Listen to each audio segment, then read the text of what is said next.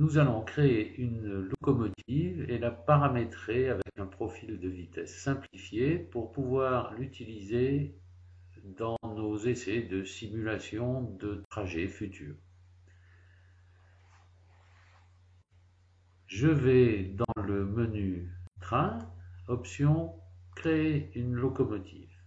On voit que Train Controller nous crée en même temps la fenêtre des locomotives et des trains. Deuxième étape, menu Fenêtre, nouvelle fenêtre de train. TC nous ouvre une fenêtre de train avec ses manipulateurs et son tachymètre.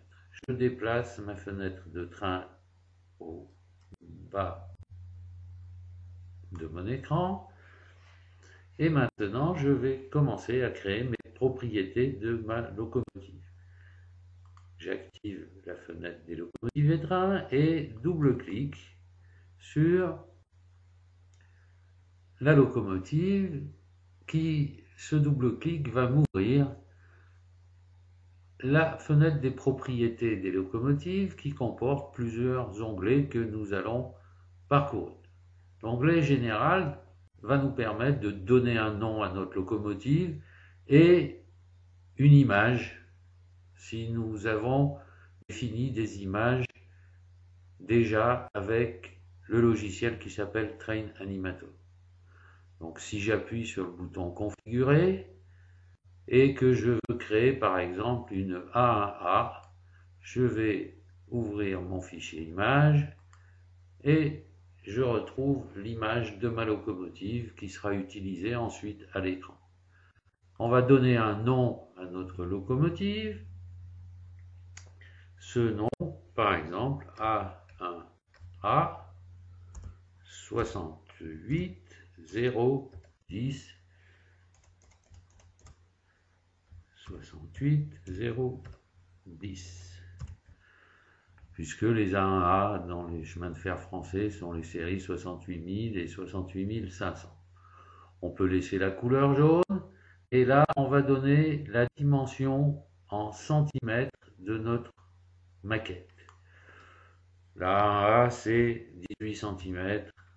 Voilà. On passe maintenant à l'onglet Connexion.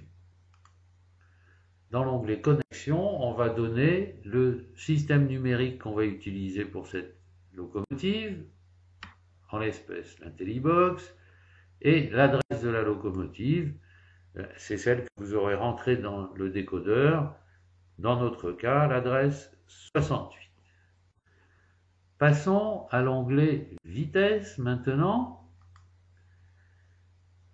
Le modèle réel en marche avant et en marche arrière, roulé à 120 km/h.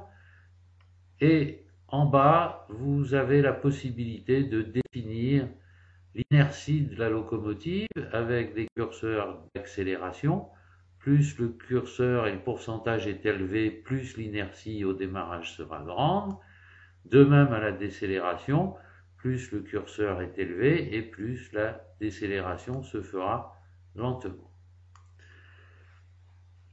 Créons maintenant le profil automatique de vitesse en appuyant sur le bouton. Et nous allons créer un profil simplifié en 3 points, vitesse minimum ou vitesse de seuil, un point à 40 km/h et un point à la vitesse maximum. Alors pour faire cela, je prends mon curseur vert, je le bouge légèrement vers la droite et je vois que l'aiguille en bas a légèrement changé de la position 0. J'applique cette valeur à ma vitesse de seuil. Je continue à bouger mon curseur pour amener l'aiguille du tachymètre jusqu'à 40. Voilà. J'applique la valeur. Et je continue pour l'amener à sa valeur maximale qui est 120. Appliquer la valeur. Fermer. Notre profil de vitesse est maintenant créé. Et si je veux, je peux ajouter des fonctions à ma locomotive en appuyant sur l'onglet Fonctions. Pour le moment, elle n'en a pas. Donc je veux créer une nouvelle fonction qui sera la fonction habituelle des feux. Elle vient se mettre dans la liste des fonctions. Là, j'ai une fenêtre déroulante pour si j'avais voulu créer une autre fonction.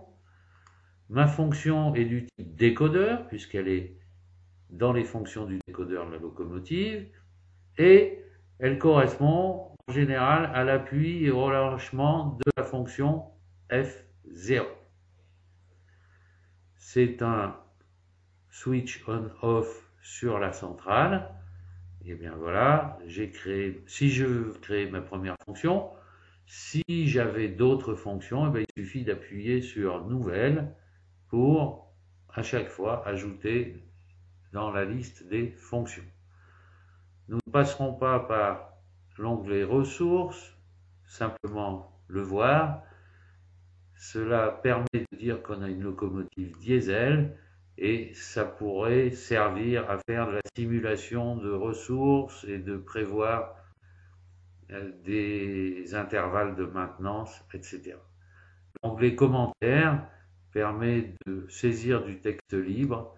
À noter qu'il n'est disponible que sur la version Gold.